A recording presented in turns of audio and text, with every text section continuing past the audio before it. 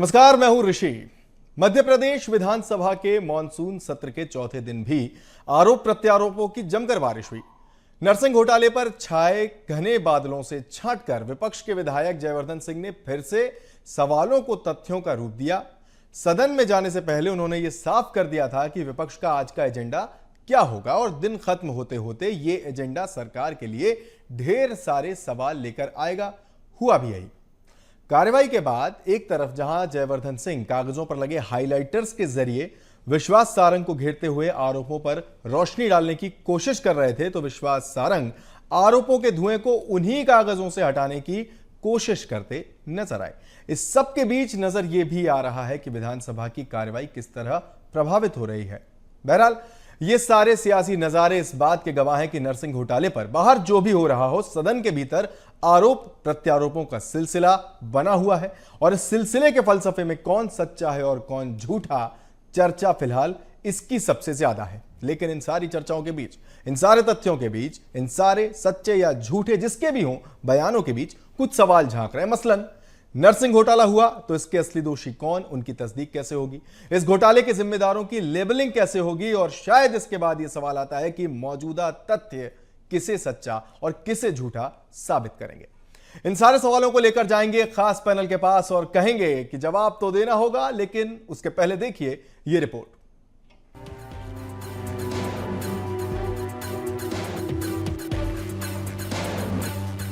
विधानसभा के मॉनसून सत्र में बजट हॉट टॉपिक बन पाता उसके पहले ही विपक्ष ने नरसिंह घोटाले को लेकर फिर से बहस छेड़ दी है। मोर्चा जयवर्धन सिंह ने ही संभाला हुआ है। इस बार उनके तर्कश में तीर बने कुछ कागज। सदन में जाने से पहले उन्होंने अपना एजेंडा मीडिया को बताया और बाहर निकलने के बाद इस एजेंडे के पीछे का तर्क ये कि जो आरोप विपक्ष सरकार के मंत्री विश्वास सारंग पर लगा रहा है वो सही है और बिना इस पर चर्चा हुए विपक्ष पीछे नहीं हटेगा।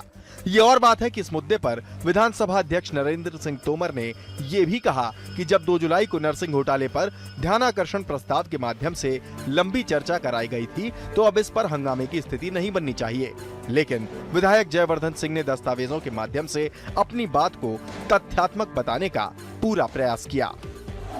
विभाग के अधिकृत दस्तावेज है जिसमें सीधा ये साबित होता है 14 दिसंबर 2022 से पहले मलय नर्सिंग कॉलेज अमान्य था, संबद्धता नहीं मिली थी और मंत्री जी के बैठक के बाद उनके ऑफिस से एक दिन बाद पत्र जाता है कुलपति जी को और ठीक एक हफ्ते बाद कुलपति जी मंत्री जी का उल्लेख करके मलय नर्सिंग कॉलेज को संबद्धता भी देते हैं और मान्य भी करते हैं कि जो दस्तावेज हमने दिए हैं आप इसको जरूर अध्ययन करके इनको प्रचारित करेंगे, क्योंकि इससे स्पष्ट होता है कहीं ना कहीं सीधा कनेक्शन है मंत्री जी के कार्यालय और इन फर्जी कॉलेजों को मान्यता मिलने में।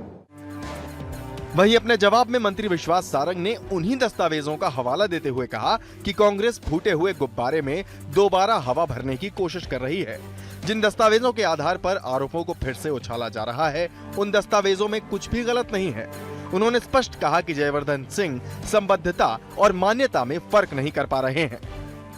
जो विषय उन्होंने उठाया था और जिसका मैंने जवाब दिया था उसमें असत्यता थी। मैं यहाँ पर पूरे के पूरे पेपर फिर से दिखा रहा हूँ। वैसे मैंने उस दिन विधानसभा में इसका क्लेरिफिकेशन कर दिया था, पर फूटे हुए गुब्बारे में फिर से हवा भरने का प्रयास किया गया है, तो मैं यथार्थ बताने के लिए एक बार फिर आपके पास आया हूं। कोई मेरा तथाकथित पत्र है, उस पत्र के बाद मान्यता दी गई यूनिवर्सिटी द्वारा। ये उन्होंने लिखा है मान्यता मिल जाती। मैंने उस दिन भी बोला था कि जयवर्धन जी, मान्यता और संबद्धता में बहुत अंतर है। नर्सिंग काउंसिल मान्यता देती है और मान्यता देने के बाद जिन बच्चों का दाखिला होता है, एडमिशन होता है, उनको एनरोल करके उनको रोल नंबर देके परीक्षा कराने का काम यूनिवर्सिटी का होता है और इसके लिए यूनिवर्सिटी की संबद्धता होती है। वो मान्यता और संबद्धता में अंतर नहीं समझ पा रहे।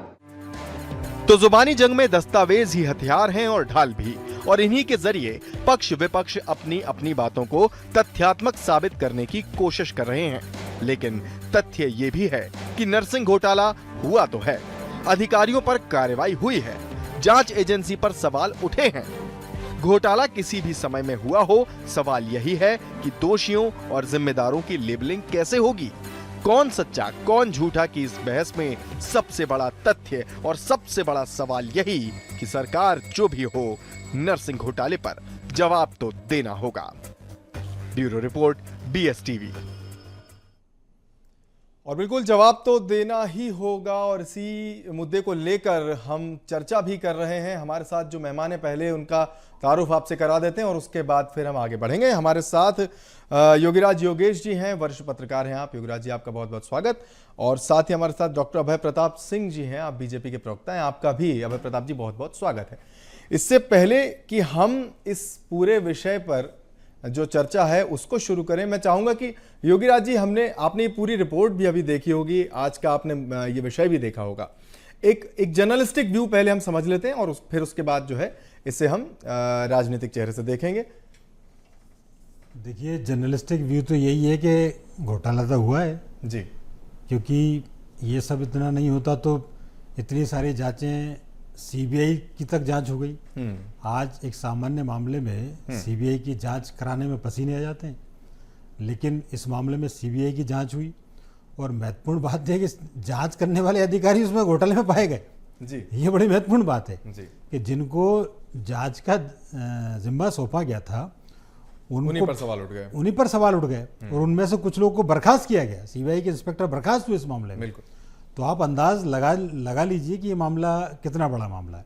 ठीक बात है। अच्छा, एक महत्वपूर्ण बात है कि देखिए, कई तरह के मामले में अनियमितताएं होती है, भ्रष्टाचार भी होते हैं, लेकिन जब एजुकेशन से जुड़ा मामला और खासकर बच्चों के भविष्य का मामला है तो ये बहुत गंभीर हो जाता है। बिल्कुल, ये मामला गंभीर है और एक गंभीरता इसमें यह भी है कि लेबलिंग कैसे हो सर। मेरे ख्याल से इस पर भी अब चर्चा जो है वो तेज होना शुरू हो गई है। नहीं, बिल्कुल, इसमें सरकार को बहुत सख्ती से, बहुत ईमानदारी से एक्शन लेना चाहिए। चलिए, ठीक है, हम आएंगे आपके पास। एक बार पहले अभय प्रताप जी के पास चलते हैं। प्रताप जी, आज हम देख रहे थे विश्वास सारंग जी ने ये जो कहा सदन में बाहर निकलने के बाद कि कांग्रेस जो है वो फूटे हुए गुब्बारे में हवा भरने की कोशिश कर रही है, तो आपको लगता है कि हवा भरने की कोशिश कांग्रेस की सार्थक रही या फिर जो आरोप लगाए जा रहे हैं उनको ठीक तरह से डिफेंड किया जा रहा है?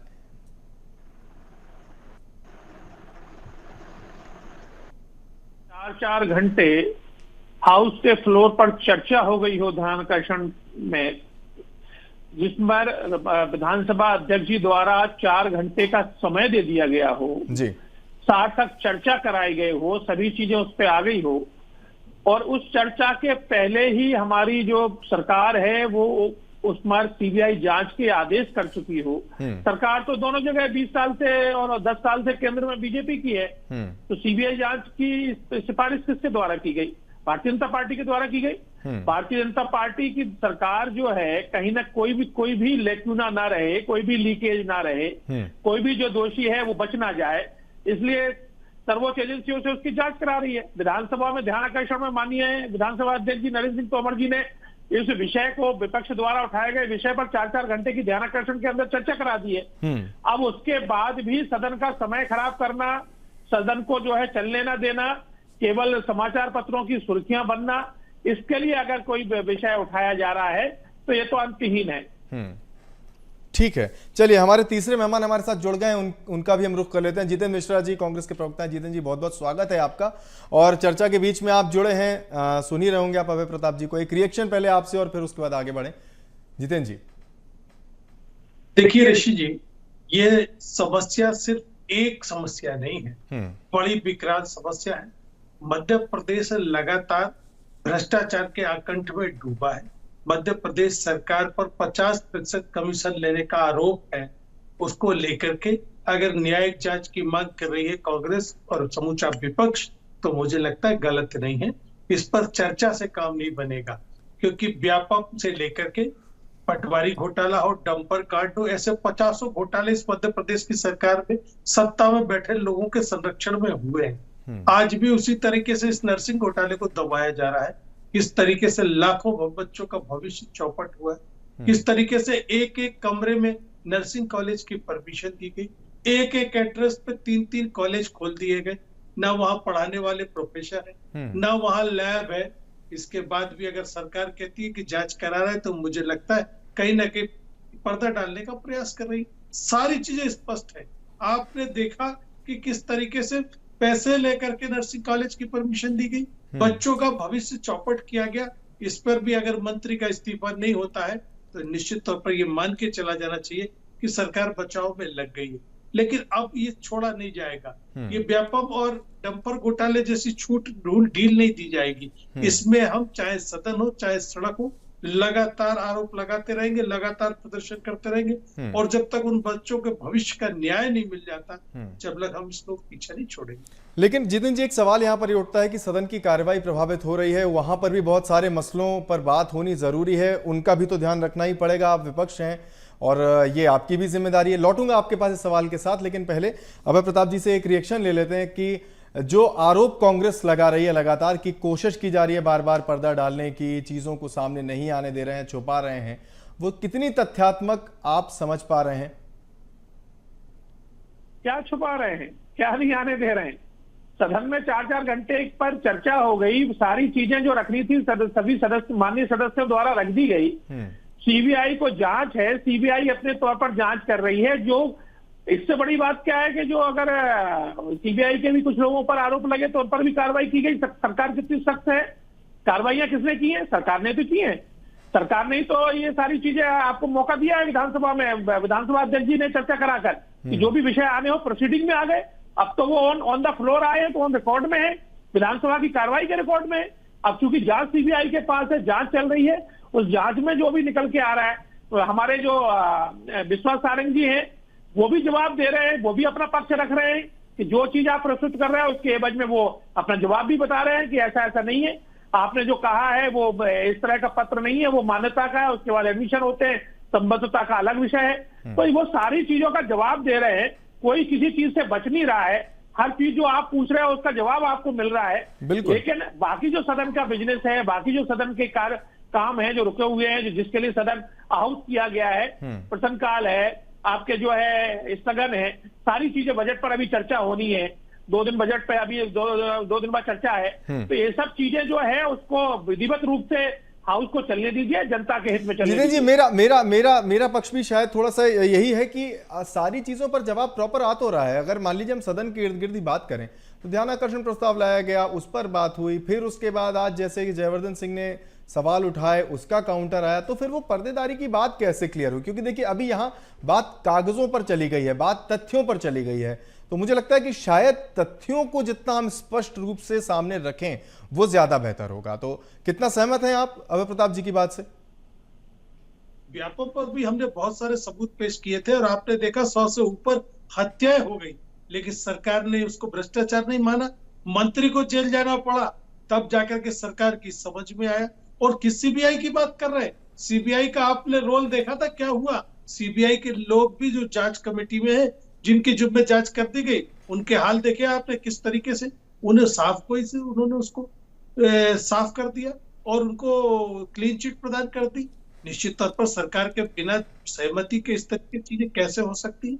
मंत्री का इस्तीफा लेने में क्या दिक्कत है? मैं तो ये मान के चलता हूँ कि कहीं ना कहीं अगर मंत्री के ऊपर आरोप लग रहा है तो मंत्री का इस्तीफा लेकर के जांच की घोषणा करना चाहिए। हम तो ये बात मान रहे, लेकिन आप हमको सदन में काम करने नहीं दे रहे, हमको सदन से बाहर धकाया गया। अगर हमने उनकी बात नर्सिंग घोटाले के अप्रैल पहन के अंदर आने का प्रयास किया, हमने सड़क पर प्रदर्शन करने का प्रयास किया, तो आपने उठा के जेलों में बंद करना चालू किया। तो आपने देखा कि सदन में, लोकसभा में भी जिस तरीके से 150 सांसदों को आपने बाहर किया, ये बताता है कि आपकी नीयत साफ नहीं है, आप विपक्ष को सम्मान नहीं दे रहे, जो पॉइंट हमने रखे हैं उन पर बात करने के लिए तैयार नहीं है।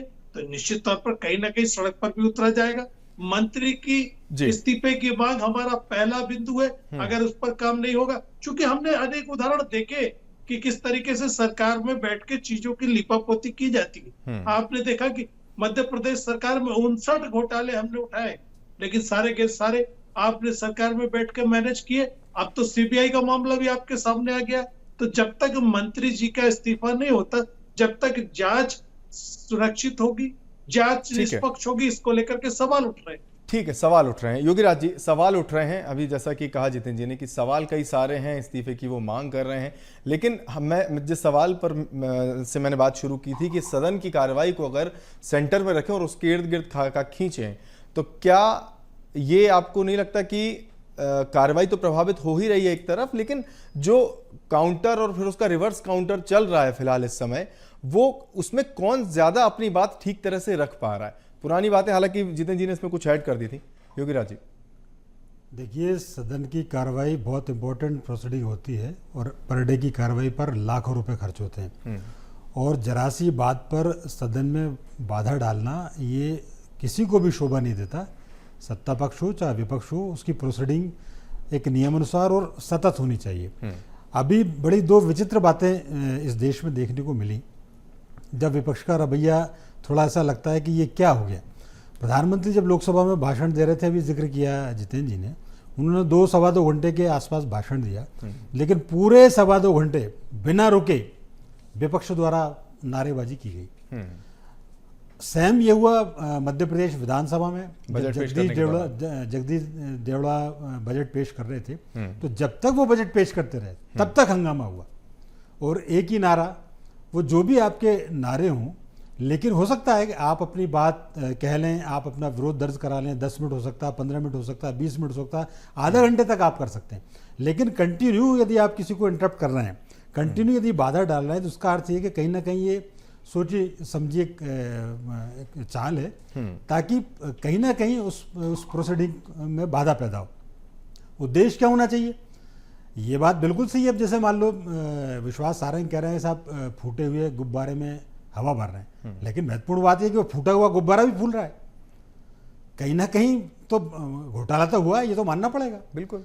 और इन सबसे बड़ी एक इंपॉर्टेंट चीज है जो दोनों सत्ता पक्ष और विपक्ष भूल जाते हैं, जो सेंटर में जिसको रखना चाहिए, इसका भविष्य किससे जुड़ा है? आप तो आरोप प्रत्यारोप लगा के अलग हो जाएंगे, मंत्री का इस्तीफा मांग के 4 दिन बाद विधानसभा की कार्रवाई स्थगित हो जाएगी और मामला खत्म। उन बच्चों के बारे में कौन सोच रहा है?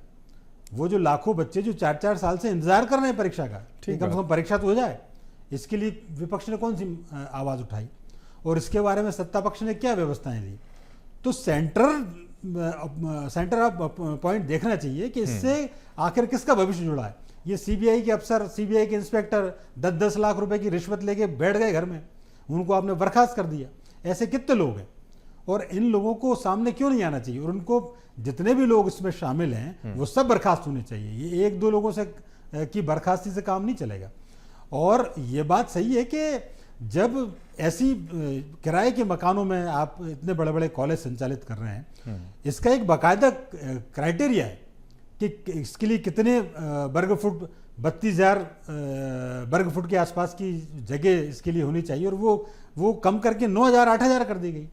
तो कहीं ना कहीं मामला बड़ा गंभीर मामला है, और इसलिए मैं बार बार कहता हूं कि सरकार की तरफ से कोई ठोस इसमें पहल होनी चाहिए, और ऐसा एक्शन हो कि मतलब मध्य प्रदेश दो मामलों 2 बार बदनाम हुआ और दोनों बार मेडिकल से संबंधित रहे। जी बिल्कुल, और यही शायद वजह है कि सवालों की गुंजाइश बार बार रह जा रही है। प्रताप जी, इसी बात को आगे बढ़ाते हुए मैं आपके पास आना चाहूंगा कि ये सवालों की गुंजाइश बार बार क्यों रह जा रही है? विपक्ष को मौके इतने मिल क्यों रहे हैं? क्या ये जो तथ्य पेश किए जा रहे हैं, इनमें कुछ आपको लगता है कि अभी और गुंजाइश है अपनी बात रखने की, या फिर लगता है कि नहीं, ये तो सारी बातें गलत है? क्योंकि अब जैसा कि मैंने थोड़ी देर पहले भी कहा था कि बात तथ्यात्मकता की ओर जा रही है, कागज दिखाए जा रहे हैं अब, तो फिर ये सवाल भी है कि सवालों की गुंजाइश आखिर क्यों? देखिए, आपने और हमने अभी लोकसभा, राज्यसभा और विधानसभा मध्य प्रदेश की तीनों की कार्रवाई देखी। लोकसभा में आपने देखा होगा कि विपक्ष ने जब अपना विषय रखा राष्ट्रपति के अभिभाषण पर, तो सत्ता पक्ष ने बड़े गंभीरता के साथ, धैर्य के साथ सुना। यही राज्यसभा में हुआ। लेकिन जब सत्ता पक्ष ने वहां माननीय प्रधानमंत्री जी ने अपने विषय चाहे लोकसभा में रखा चाहे राज्यसभा में रखा, तो ये नारेबाजी करने लगे। यही विधानसभा में आ जाइए तो जब बजट रखा माननीय जगदीश देवड़ा जी ने, तो ये वहां नारेबाजी करने लगे। तो ये तो किसी तरह केवल, मैंने आपसे कहा कि ये स्वस्थ परंपरा, जो संसदीय स्वस्थ परंपरा है, वो चलने ही नहीं देना चाहते। विधानसभा में कार्य मंत्रणा समिति की बैठक होती है, जिसमें इनके भी नेता प्रतिपक्ष आते हैं, सभी सत्ता पक्ष के लोग भी बैठते हैं, सदन कैसे चलेगा, विधानसभा अध्यक्ष और सभी मिलकर इसको तय करते हैं। जब सारी चीजें कार्य मंत्रणा उसमें समिति में बैठक से बात हो जाती है, उसके बाद ऑन द फ्लोर जब पहुंचते हैं तो वहां दुनिया भर के शोर शराबा करके बाधित करते हैं। तो इसका मतलब तो ये है कि ये संसदीय स्वस्थ परंपरा चलाना नहीं चाहते, ये तो चाहते हैं केवल शोर शराबा हो, सरकार का जो पक्ष है वो जनता के बीच जा ना पाए, सत्ता का पक्ष वो सुनना नहीं चाहते, सत्ता पक्ष इनका जो चीजें हैं वो धैर्यपूर्वक सुन लेती है। लेकिन जब सत्ता पक्ष को सुनने की बात आती है, क्योंकि सत्ता पक्ष जब बोलेगा तो वो सच्चाई रखेगा तो ये सामना नहीं कर पाते, तो उसको सच्चाई को दबाने के लिए कि अनर्गल आरोप प्रत्यारोप करते हैं, नारेबाजी करते हैं, इसके सिवाय इसमें और कुछ नहीं है। ठीक है जितेंद्र जी, इसी बात को फिर एक बार मैं आगे बढ़ाऊंगा और उस बयान को भी जिसमें विश्वास सारंग आज सदन के बाहर कह रहे हैं प्रेस को संबोधित करते हुए कि जयवर्धन सिंह संबद्धता और मान्यता का फर्क नहीं समझ पा रहे हैं।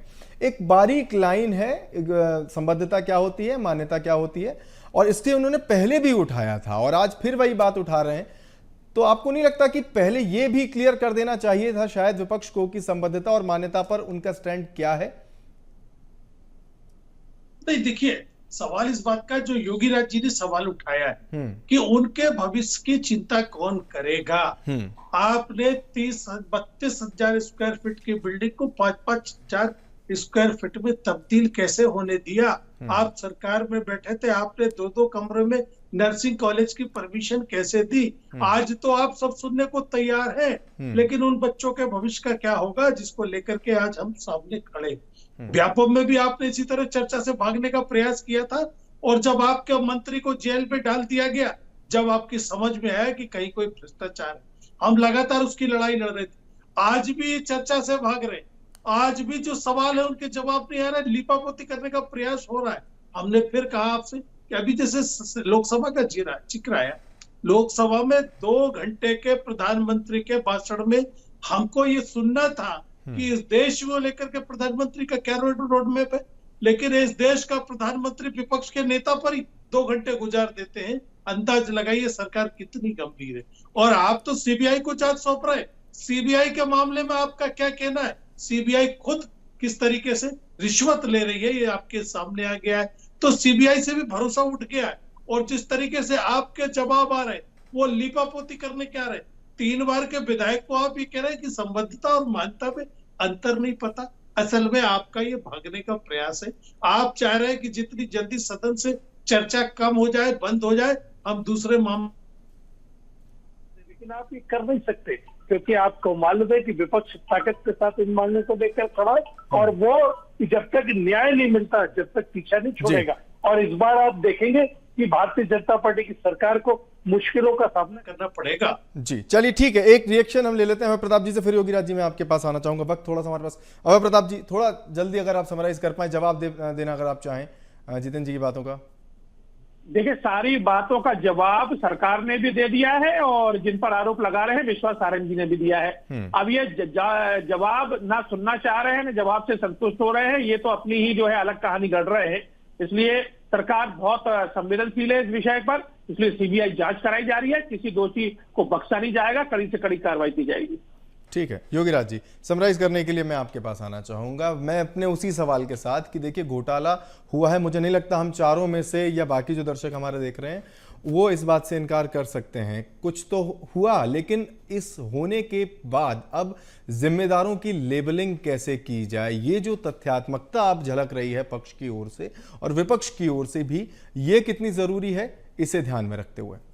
देखिए, इस पूरे मामले में बहुत कठोर एक्शन आना चाहिए सरकार की तरफ से, और चाहे कितने बड़े ऑफिसर्स हो, चाहे पूरा एक नेक्सस है। और आप ये देखिए नेक्सस कितना बड़ा है कि राजस्थान तक लोग उससे जुड़े हुए, लाखों रुपए का उसमें हेर फेर हुआ।